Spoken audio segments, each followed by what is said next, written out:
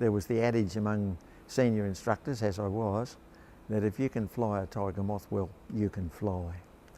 Very, very stable little aeroplane. And all of the Royal Australian Air Force pilots who flew, no matter whether they're fighters, bombers or whatever you like, they learned to fly on a Tiger Moth during the war. They were such that they presented, say, a trainee with all aspects of what you're likely to expect, say, in taking off and in landing, for instance, in the air, for stalling, spinning, if you like, aerobatics. I flew this. This is where I flew this aeroplane.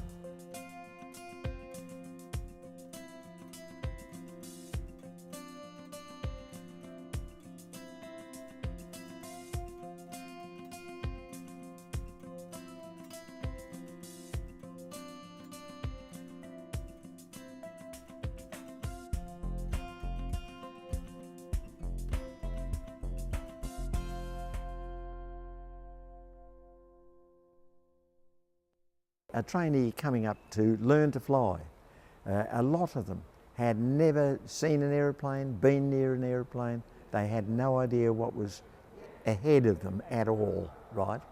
A lot of them came in trepidation. A lot of them came with absolute confidence. But the average number of hours, say, that it would take for a trainee to go solo, to take the machine on his own, solo, was somewhere around 8 hours. I'm speaking here of elementary. This is the people learning to fly before they go on to the more advanced aeroplanes.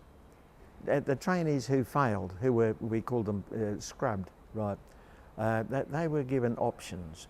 They could become navigators, go back and retrain as navigators or wireless air gunners, or they could be taken out of air crew and do take on ground work. I had a situation where I had to assess these blokes, and it was very, very hard to put in a report for blokes who I knew if I gave them another 3 or 4 hours training they'd be excellent, but I had to scrub them because they hadn't reached a particular stage, and it was terrible to have to scrub them. When pilots graduated from the Tiger Moth, if they were to fly the heavier type aircraft, the multi-engine aircraft, they then went on to Avro Ansons, and that's where they graduated with their wings. To go from a little light biplane as the Tiger Moth to go to an Avro Anson was huge. Well, it was big, it was more powerful, harder to handle, on, even to taxi on the ground, 2 engines to look after and all of this kind of thing, flaps and retractable undercarriage. Everybody knew that to try and taxi an Avro Anson downwind was a really hard job, and it was too. It was an awkward thing going downwind taxiing. For what was learned in flying Ansons, once I got the feel of it, and we all got the feel of it, it was so different, and we had so much more power. On the downside, it was there that I lost my air gunner. He was a great bloke. You become mates, you know, in crew. Well, it so happened it was a bitterly cold night, and there was frost on the ground, and there were so many aeroplanes in the field, there were not many ground staff to help to start. So the air gunners would start. Now, to start these engines, there was a crank, which you had to crank on the side to wind the aircraft up. We started the starboard engine. He came out and showed me the crank as he walked past the front of the engine. He went aircraft. He went round the other side. He put the crank in there, and just as the engine fired, he slipped on the frosty ground, and he went through the prop. He was killed. I did an operational training course on Bristol Beaufort torpedo bombers. We have a plaque here in the museum in our Bristol Beaufort section which is headed Killer Beauforts, and that is the closest that I ever came. And the aircraft that nearly got me got its crew 2 weeks afterwards at Mount Gambier in South Australia. But from there I was posted to Williamtown in New South Wales. That was to an operational training unit there to either fly Beaufighters or fly Mosquitoes. And what do you reckon happened? The hat went in the air because I was selected to fly Mosquitoes. The Mosquito aircraft, where could I start? Just to sight the aeroplane, a beautiful machine, at absolute streamlined beauty. Oh, absolutely, you know, goosebumps everywhere, put it that way. How could I describe flying a Mosquito? I'm sure that pilots, experienced pilots in the Air Force or out of the Air Force would have dearly loved to have flown a Mosquito.